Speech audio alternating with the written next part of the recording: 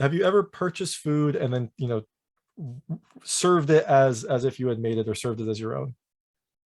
No, I don't think I've ever done that. I've always come clean.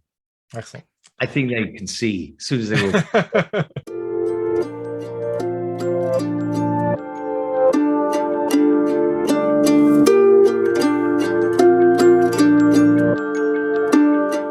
Hey everyone, this is David Stark from Watch Your Pass. Today I'm talking with Douglas Hodge, who plays Simon in A Grand Romantic Gesture, which is coming to theaters and digital on February 8th, 2022. We're going to talk to him right now, and while you're watching, if you can like and subscribe to this channel, that would be fantastic. Helps me out a lot. Thank you. Thanks so much for joining me. This is Douglas Hodge, who plays Simon in A Grand Romantic Gesture, which is coming on February 8th, 2022. It is a romantic movie, but it also has so many layers of kind of modern life and modern issues and commitment, and it kind of continues this Joan Carr-Wiggin series of movies that deal with kind of mature relationships and kind of the realities of life mixed with these, movie tropes, which I absolutely love. And thank you so much for joining me. No, well, thank you. And that's a very concise, description. Joan is the reason I'm doing the movie. It's the second film I've done with her, and there is no doubt she has her own very particular sense of humor and a very sort of unflinching honesty while making these gentle comedies, really. Always with women to the fore and always about women's stories, actually. I mean, even though I'm one of the leads in it, it is essentially another woman's story of a different age. And there's a certain honesty that she has. I mean, this is essentially a film really about adultery, but it's kind of sweet and touching and honest and funny at the same time, hopefully. So yeah, and she's a quite extraordinary person, Joan, gradually building this body of work, making almost a film every 2 years, really, just writing the script, responding to life as she sees it, and then directing it with the same crew. So it's an interesting way to work, no doubt about it. Yeah, no, my first kind of introduction to her work was Getting to Know You, which kind of just came randomly in an email. I kind of sat down and watched it and was just kind of blown away by just like how delicate it was and kind of how realistic it felt.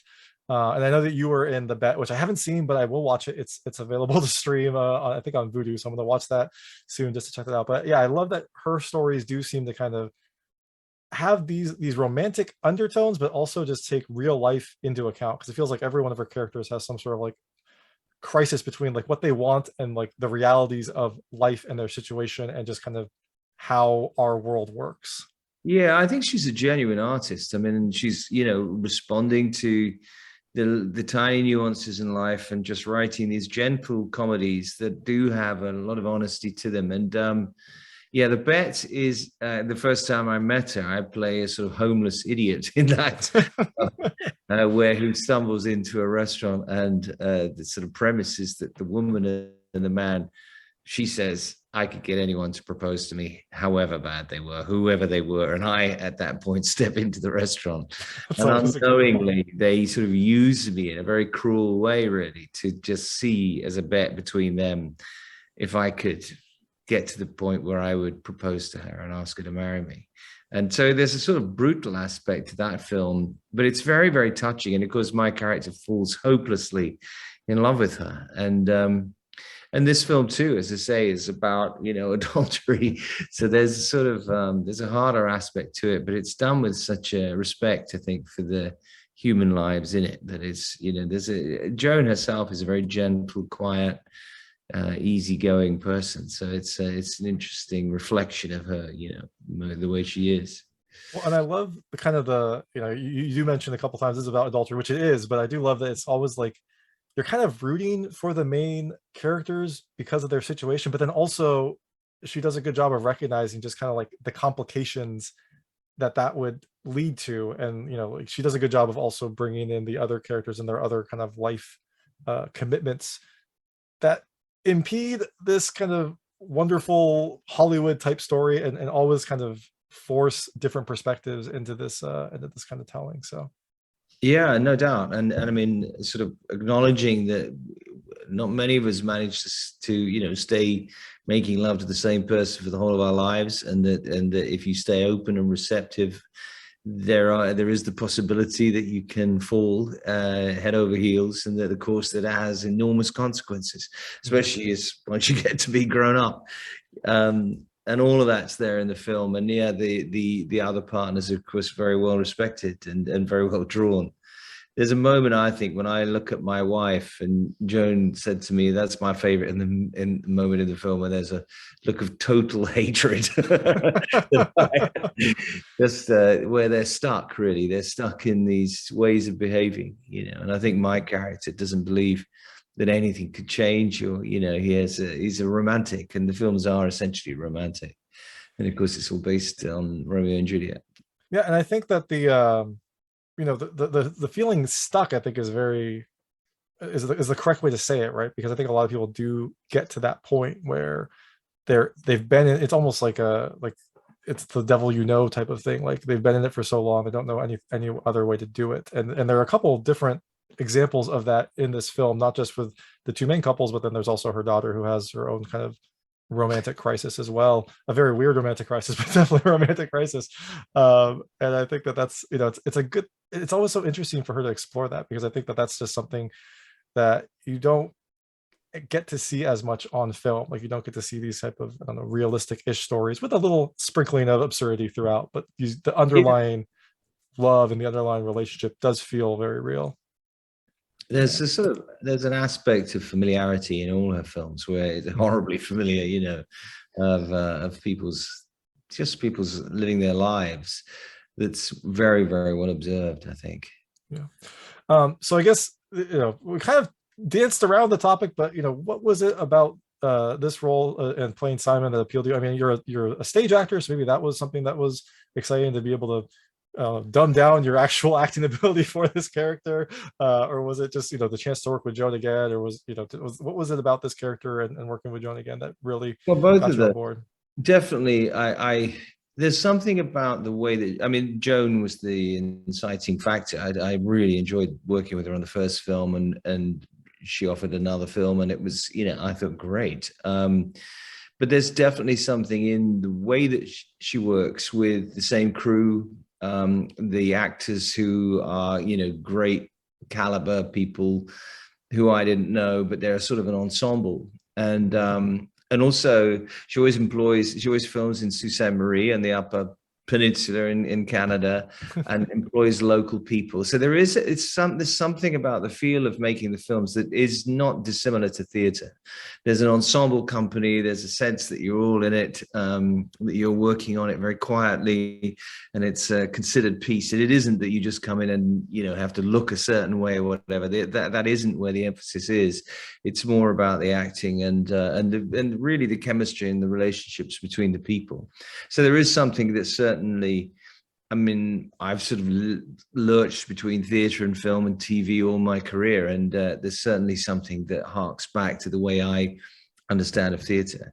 Plus, there was this Shakespearean element, and I've played most of the major Shakespearean roles in the whole canon, probably across my career. Romeo, I've played 3 times, I think. So there was something about coming back to, I miss Shakespeare, and I miss having that poetry in my life and that genius.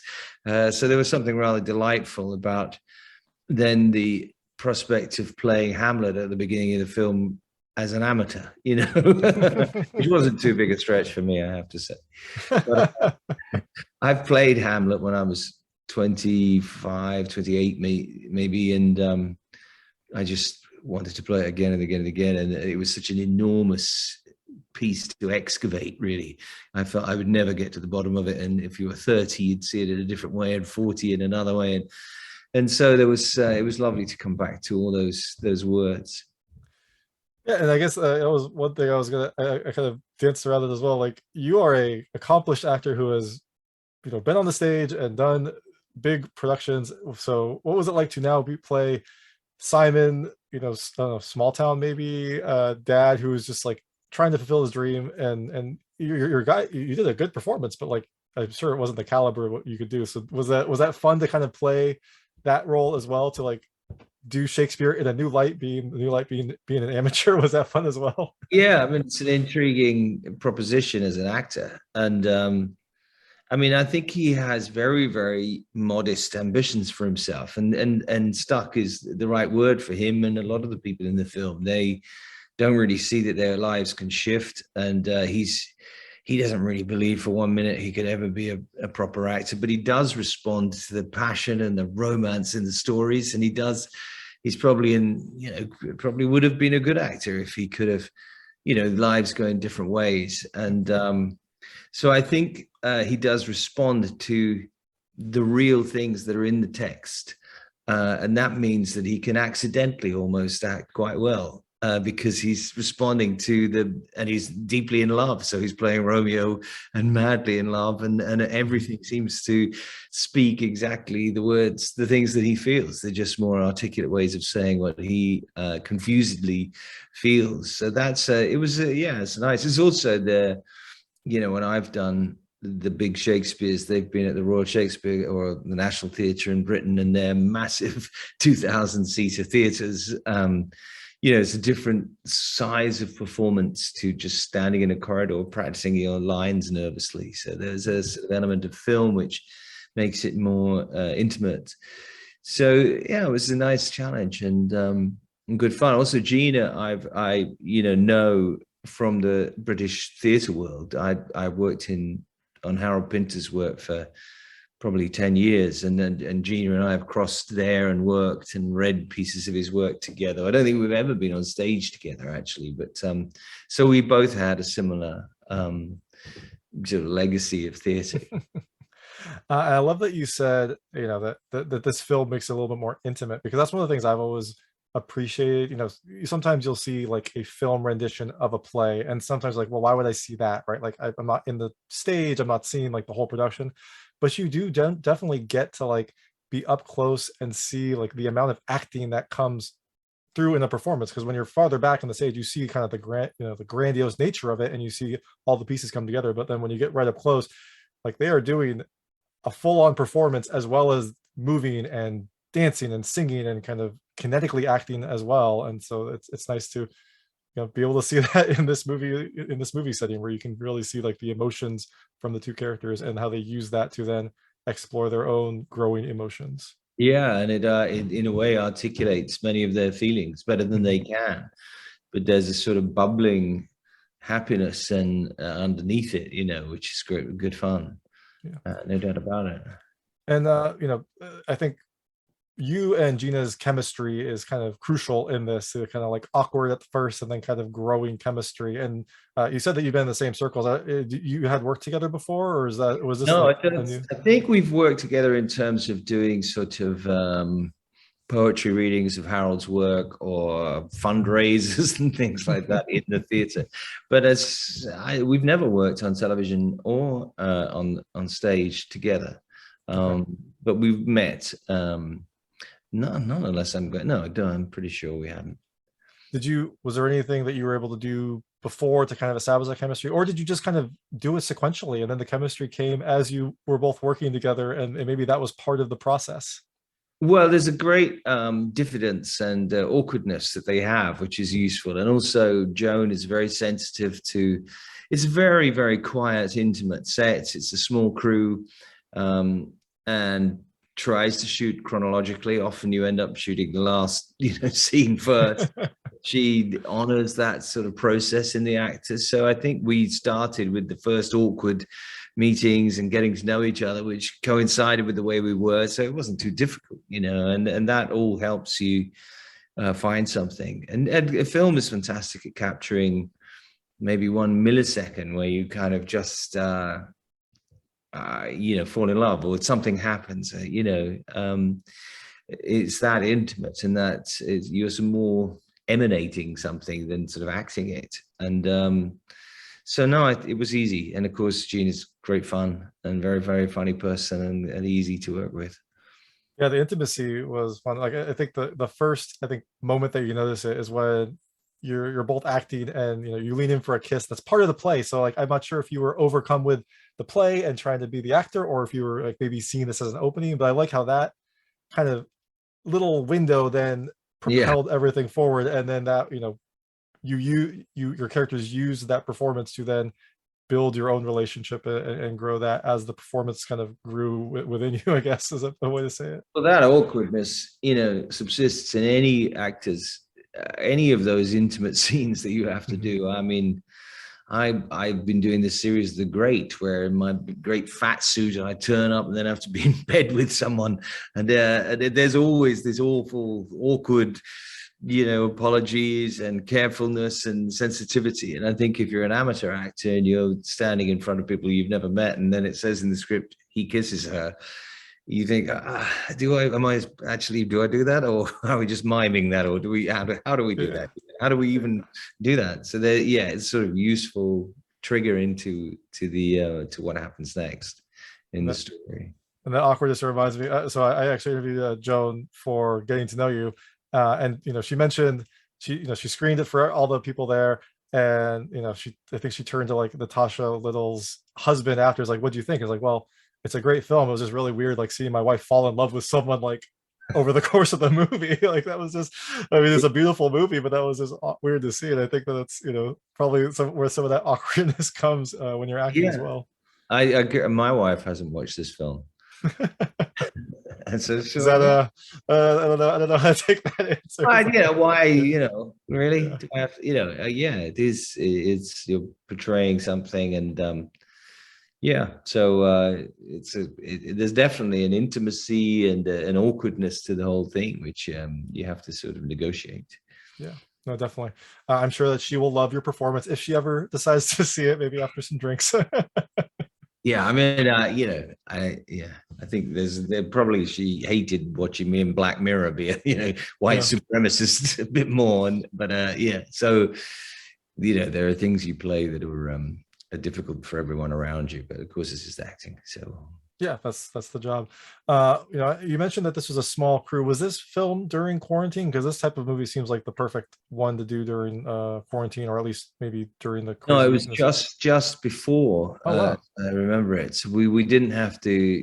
My life since then has been sort of daily testing and quarantining and sitting in hotels, so I think we just got it in before, and then because we would have all been vulnerable, and so I think it was luckily one of the last things I did before that happened. And so this movie is coming out like right around Valentine's Day, which seems like the right time but also the wrong time. Like, what do you think this is a good Valentine's Day movie? I kind of, in my introduction, I said I kind of 100% do. I think it's about love, and it's honest, and it's also about people who are a little bit older. It's not so that's an unusual, there's a certain audience for that who don't often see a woman of that age falling in love and dealing with those things. Yes, I mean, I hope it is a little awkward and difficult. That means it's working and it's true. But Valentine's, it's definitely a romance, and it's definitely a gentle comedy about love. So I think Valentine's Day is perfect. Yeah. Exactly. And so now I'm going to ask a spoiler question. So if anyone hasn't watched this, skip this question. I guess in the end, it's kind of intimated that maybe they end up together, but do you think that they end up together, or do you think that this is just like a parting kiss that then, maybe they recharge occasionally through their various activities? I think they do. Yeah, I think so too. I think that the amount of emotion that both characters show at the end shows like just they're coming to terms with how deeply unhappy they are, even though they kind of did the right thing, whatever you would want to call it. Like, and I think the partners have understood it too, and are ready, and everyone knows that they'd be carrying on a slight sham, really. And I think also once those huge feelings emerge, then how do you manage that, and I think, yes. I don't know if Gina would agree with me, but I think, I think they then treat their partners with respect and say it's time for a new direction in life. I like that you are the romantic and Gina is the, I don't know, pragmatist, we'll call her. Yes. Yeah, it's true. Excellent. So now we have limited time. I'm gonna switch. I call it the lightning round. They're just lightweight questions about the film. I want to see how your experiences map to things that happened in the film. You can feel free not to answer any of them. I will not be offended, but I try to keep them very answerable. The first question, and I don't know, when was the last time you stayed in a motel? In a motel, Yeah. I don't know that I have stayed in a motel, to be honest. No, I've You're, been in motel rooms many times for films, funnily enough. But oh yeah. yeah, I've been in 1,000 hotels since then. But yeah, I mean in England just now, and then yeah, constantly, but not in a motel. I love that you're, maybe back when you were in the starving actor days, that was the case, but now you Yeah. are established. Also, of course, I was in England, so the idea of motels is far Uh, less. You don't. I mean, you don't have to travel as far. You more or less always get home. With a couple of hours drive, unless you go to Scotland. So, and even then, the idea of hotels that are places where you drive to en route somewhere else. There isn't these huge distances that there are in the States and in Canada. yeah, So it doesn't. There aren't as many motels. that makes sense. Next question is, how is your cooking? My cooking, I am the perfect sous chef. Oh, all right, there you go. That's an important skill. Fantastic at chopping and fantastic at clearing up afterwards, and absolutely and utterly useless at the creative elements. Excellent. Also, have you ever tried, like, what is the I don't know, most complex or most grand meal you have tried to make? Oh my God. I had a phase of when I made all sorts of soups and they were Oh, disastrous, that I thought would be great starters. And after once I got past carrot and coriander and I don't know, leek soup, I've started onto all sorts of combinations that you don't want to know about. well, I love that you're trying though, right? That's the important thing. Have you ever purchased food and then, served it as if you had made it, or served it as your own? No, I don't think I've ever done that. I've always come clean. Excellent. I think they can see as soon as they walk. They'd almost rather that I ordered something in. They're like, oh wow, you made like orange flavored chicken and and Panda Express chow mein. Wow, that's amazing. Yeah. No Uh, one will ever believe it. have you ever taken an adult class? An adult class, Yeah. meaning, Oh, like what they are doing in this, like just a, I don't know, community college yes, class yeah. or like a. Tomorrow I'm taking one. Oh, cool. Very I'm cool. doing an extraordinary class called Gross Skeletal and Muscular Anatomy Ah, at Columbia University. is that just for interest, or is that in It's preparation for a part, or? No, it's a drawing class Oh, actually, cool. but it is with cadavers and parts of it are with skeletons and things like that. So I don't know if I'll have the stomach for it, but I'm very interested in painting and drawing. So I have taken many classes like that, most of them remotely, I have to say, because it all sort of started during the lockdowns. But tomorrow, yes, I am turning up and taking my adult class. It's a 4-day intensive course. It's kind of interesting that you probably would have preferred this one to be remote, but Yeah. this is the one that you're going in person. I honestly don't know. If I faint, I'll be so embarrassed. But yeah, I'm very interested in it, and just being in Rome and looking at the Sistine Chapel and all these drawings of torsos and bodies. And I think as an actor too, I'm interested in how we're put together. So yes, tomorrow, God knows what it'll be like. Yeah, we'll find out. And I don't think you'd be the only person that fainted. So yeah, I think you'll have company. That seems like an intense class. Yeah, it Uh, is. what was your last theater performance? Diaghilev at Classic Stage in New York 4 years ago. Very Too cool. long ago, I think, but I've been sort of doing film and television, and it's eaten up the whole time. And also theatre has more or less become extinct, sadly. And so I'm sort of waiting for it to come back. Yeah, no, it seems like that was one of the first big kind of consequences of COVID. And so yeah, eventually it seems like it'll come back, but it might take a little bit longer, hopefully. I hope so. Yeah, I hope so. Certainly, it's better supported, I think, in America than it is in England. In England, if I luckily I go between a musical and then I do a film and a TV series, and so I've been fine. But if my only bread and butter was musicals or Shakespeare or theatre, I think I would have not worked probably for 2 years. It's frightening. Yeah, or just maybe like a one-off, kind of like the Macbeth movie that came out, like that Yeah. had I mean, or a one-man show or something like that, I perhaps could have done. But it's certainly not any of the big musicals, I don't think. I mean, just now they're starting to reemerge, but even then they're stopping every few weeks for, different cases and things. So it's still pretty precarious. But the last part I played was Diaghilev in Terence McNally's play. So, yeah. And do you have like a dream theater performance, like a role that you either, love to play or like really want to play in the future? I do. I have several. I want to play Richard II, Shakespeare's Richard II. I've always wanted to play that. I'd quite like to play Fagin, to be honest. I've always wanted to play that since I was a kid in Oliver, but I don't know that you're allowed to play that anymore. There's all sorts of ideas about what you can and can't do, and I'm sort of on board with all that. I think the less represented people have to, get opportunities, but I love the way that's written. I'd love to play the Scottish play too. Perfect. All good options.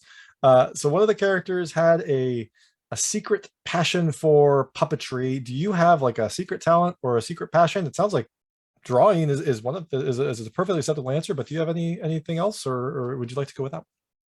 Yeah, the puppetry thing is fantastic. I don't have puppetry. I do write music and I play the piano. So and I've written a musical of 101 Dalmatians, which is opening in the West End and that does seem like it's a secret, because each time I mention it, people are like, "You've written the music and the lyrics," and I'm like, yes, and it starts rehearsals in May, and so it's on sale now, and it's Regent's Park Open Air in the West End in London in summer. So that is sort of secret other life that I've been living. That is, yeah. That is an amazing secret talent. That's fantastic. Well, let's hope it's a talent. Yeah. But I've always written music, for other people. That's awesome. The last question is: have you ever made a grand romantic gesture? Oh God, yeah. Like I can't be stopped. I'm absolutely. It's almost too many to even remember what would be the most major. This time recently, a trip to Rome was a surprise. Oh my goodness, I'm crazy. I have like long stem roses that I leave in a trail towards something that leads to something else. It's hidden things, anniversaries I'm crazy about. I'm deeply, yes. Valentine's Day is just a great joy to me. Yeah, I'm just gonna say so everyone watching this, you will not top Doug for Valentine's Day. Don't even try. He's gonna outdo you. Yeah. I spend months thinking about it, and then get very disappointed, and then the plans get more and more elaborate. It's kind of terrifying if you're my partner. But I mean, terrifying but amazing, right? I'm pretty sure that is a I hope wonderful so. experience. Yeah, I hope so. Awesome. So the film is out. It's out already, February 8th, 2022. You're promoting it and trying to get the word out. You have your musical coming this summer. Is there anything else that you're working on? I mean, you're a prolific actor, so I imagine there's other projects that you're working on. No, I start filming the third series of The Great, which is a series I've been doing for Hulu.